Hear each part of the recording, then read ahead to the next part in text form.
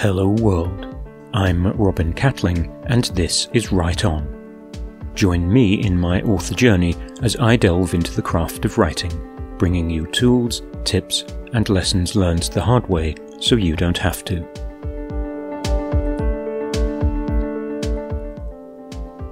Nine Problems with Magic. Magic defines the fantasy genre, but I have no fewer than 9 problems with magic. Sure, you can have fantasy without magic, but some readers will feel cheated. How does magic affect the story? When does it add wonder, and when is it simply plot armour? The problems begin with the kind of magic. 1. Too generic.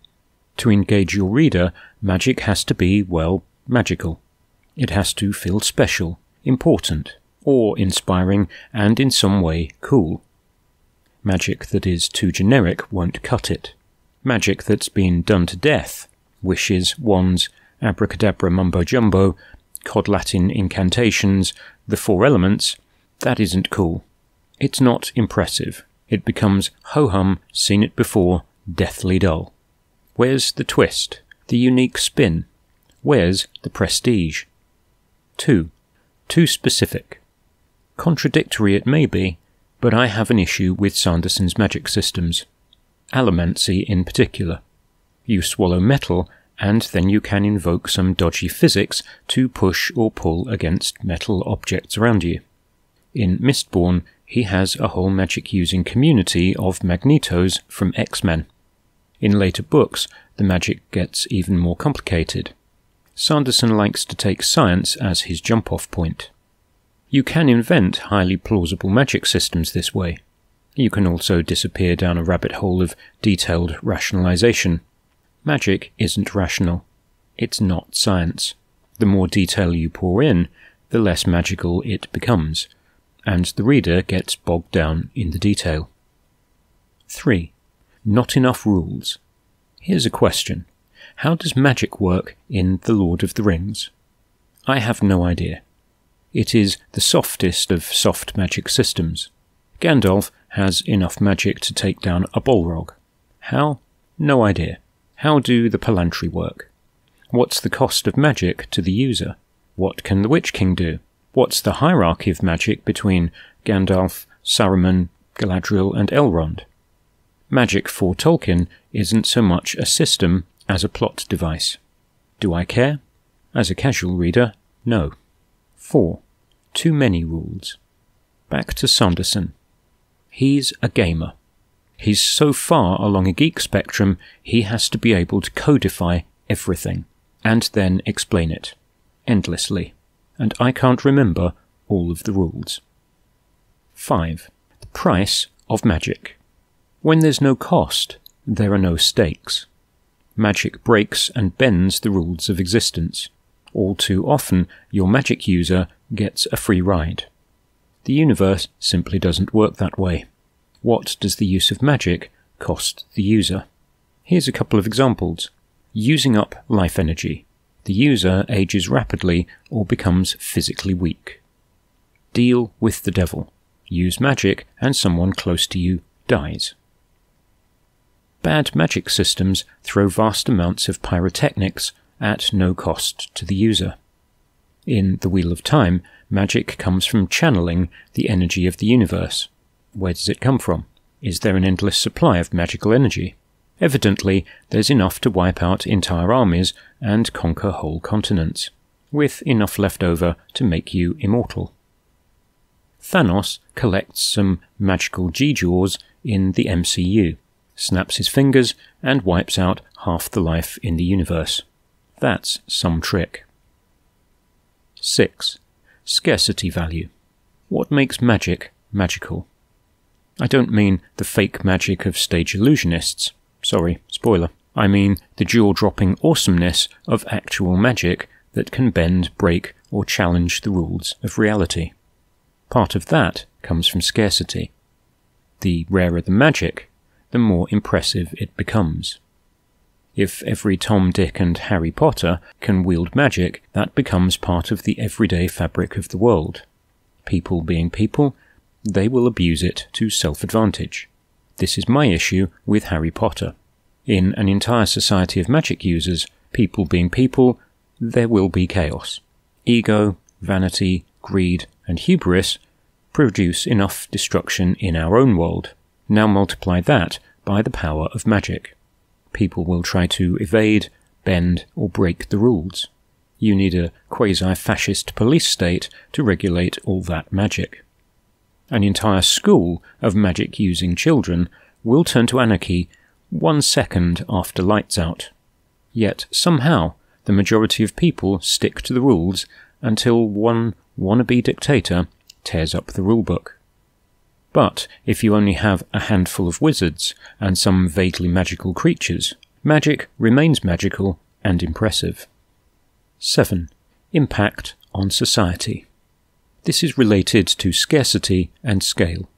If a small group of people control all the magic, why don't they just take over? In many stories, they do. In others, there's the threat of mutually assured destruction and a Cold War struggle for advantage.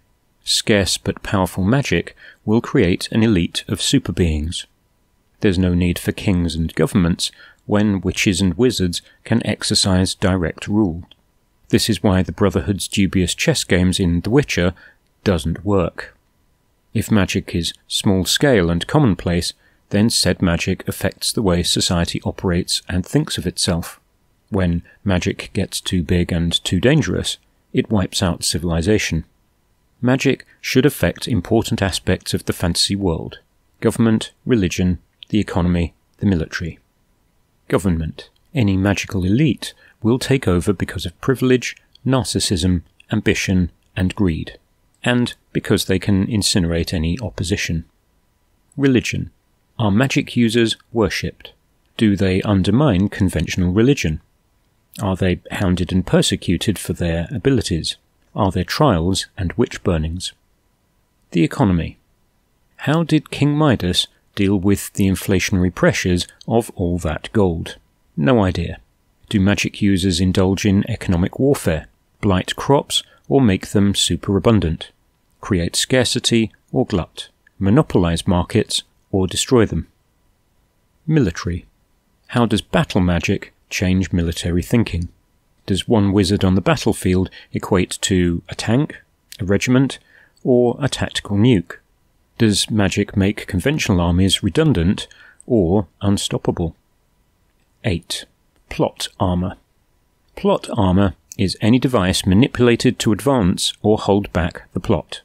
Magic is all too often plot armour, used when it's needed, ignored when it's inconvenient. This can include bending, breaking, or ignoring aforementioned rules. Magic can turn the hero into a god, the villain into an incompetent fool. How often does the rookie magician pull some earth-shattering power from nowhere for the sake of the climax?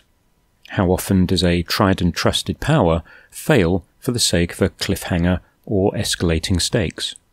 See how many flimsy, manufactured excuses produce or suppress the magical rabbit in time of need, according to the plot. Frequently, magic solutions appear for a specific plot challenge and never feature again. An example: Hermione's time turner could have fixed every problem in Harry Potter. Didn't see that coming? Oh, just jump back and fix it.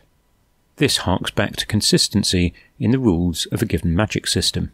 Rules are meant to be rules, not advisories. 9. Character.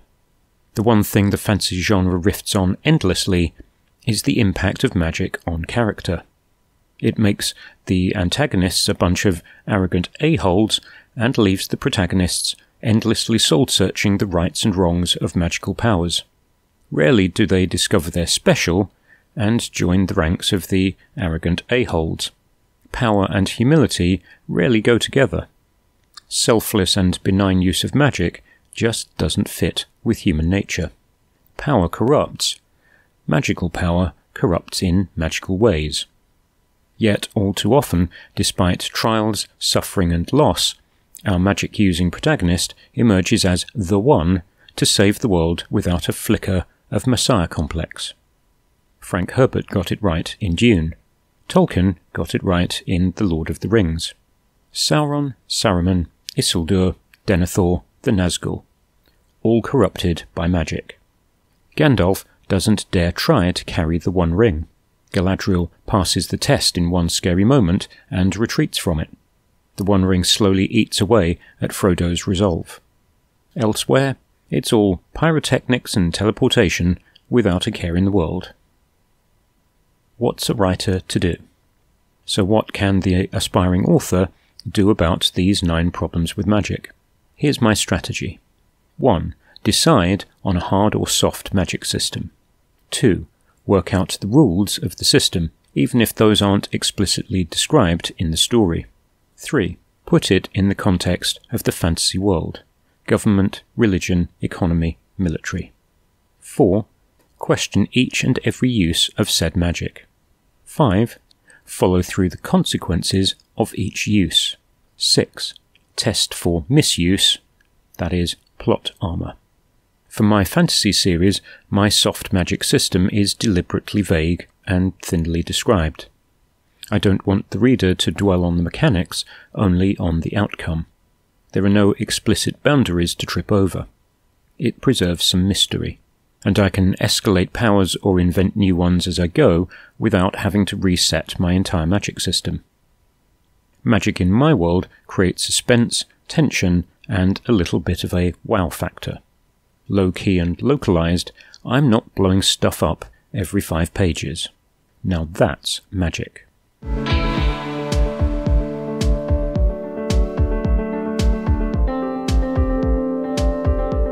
That's all for this time. Thanks for stopping by. You can like and subscribe to the channel or go to robincatling.info to check out the blog.